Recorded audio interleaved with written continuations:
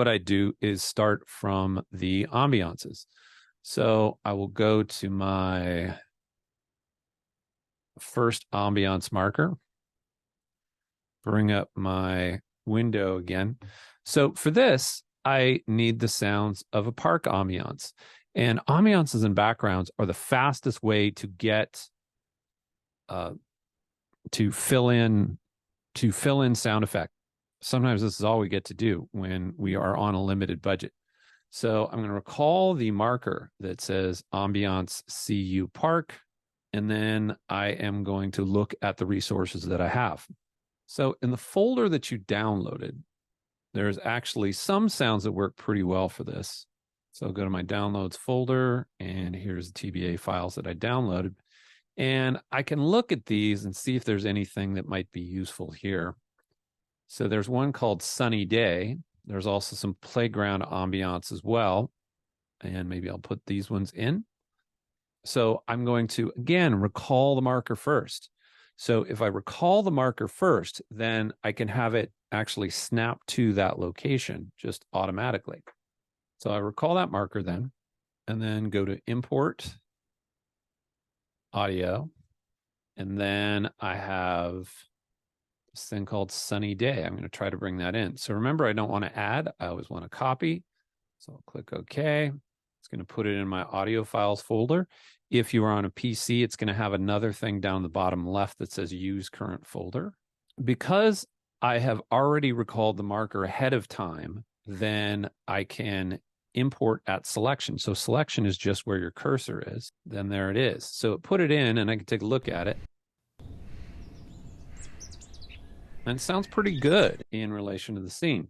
So the thing about this is it actually does get to the next where the ambiance dryer occurs.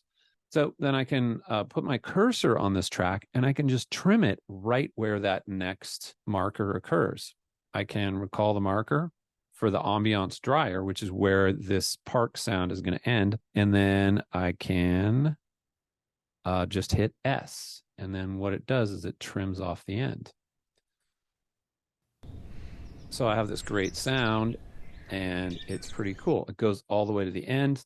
And then once it gets to the scene where the dryer is, it goes into other sounds there. So remember, I want to take this and I want to bring it up onto my sound effects tracks. So to move something like we've done in other projects, I'm going to have to switch tools, go to my grabber tool. I'm going to click on this. And then on a Mac, I would hit the Control key. On a PC, I would hit the Windows or Start key. And then I could just drag it up to Sound Effects 2 maybe. And then this track called Sunny Day, I can just get rid of this. So I can right-click this with the mouse, and then I can hit delete. I can do it that way. Or if I can't remember how that works, you just click the name of the track you want to delete over here on the left side of the edit window, the track pull-down menu up at the top, and then I could hit delete from there. So now that's on my sound effects track. In my markers here, I also wanted the sound of maybe kids playing in the background. So I'm going to go pull another one from one of those sound libraries that I signed up for at the beginning of the term. So here I logged on to soundsnap.com, which is something that you signed up for at the beginning of the term. Remember, you have to log in. Otherwise, they're going to try to charge you for the sound effects. All right, so now I need the sound of a playground. So I'm going to search for this. And I'm going to want something that's a little bit longer.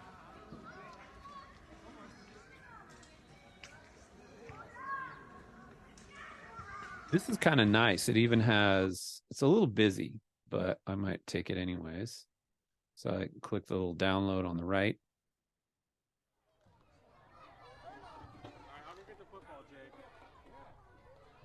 I think it's fine if we cut off the beginning.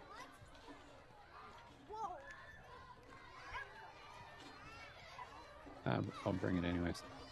All right, I'm going to go with one of the. That's too short. All right, so I think I have what I need then. So then again, sort of a lather, rinse, repeat thing at this point. So I'm going to recall the marker where I want this to go. And then I want to import audio. So I can go to File, Import audio.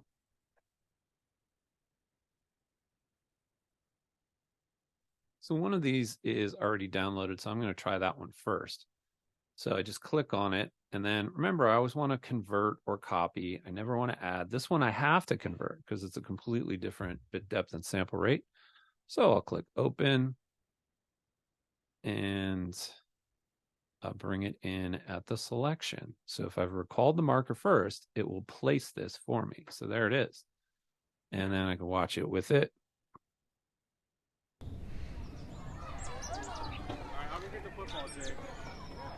All right, so I don't like the football Jake stuff. That kind of works.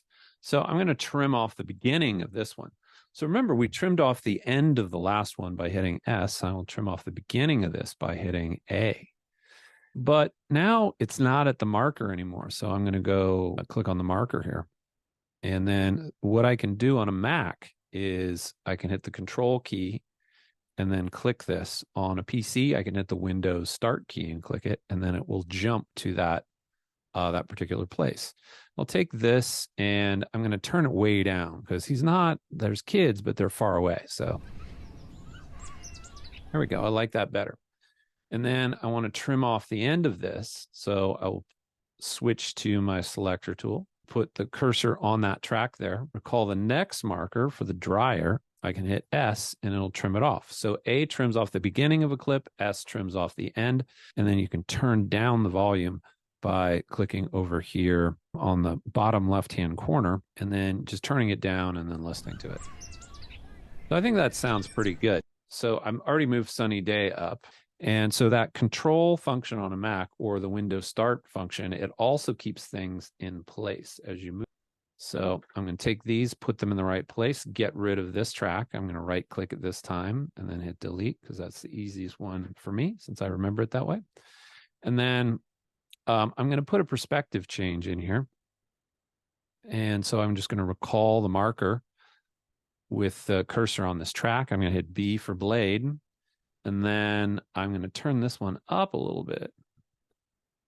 Then I'm going to do the same thing on the other track. Go to my effects 2, which has my birds, my sunny day. Then recall that ambiance in the park medium shots. And then I'm going to hit B for blade. And so this one I'm going to turn up a little bit. So then I have a perspective change as well. So I have his breaths, but I don't have the footsteps, but it sounds pretty good already. And so you hear sort of a jump in volume. So what I'm going to do is I'm just going to put a little tiny bit of a crossfade over these. And you can do that by just highlighting over it like this and hit F for fade.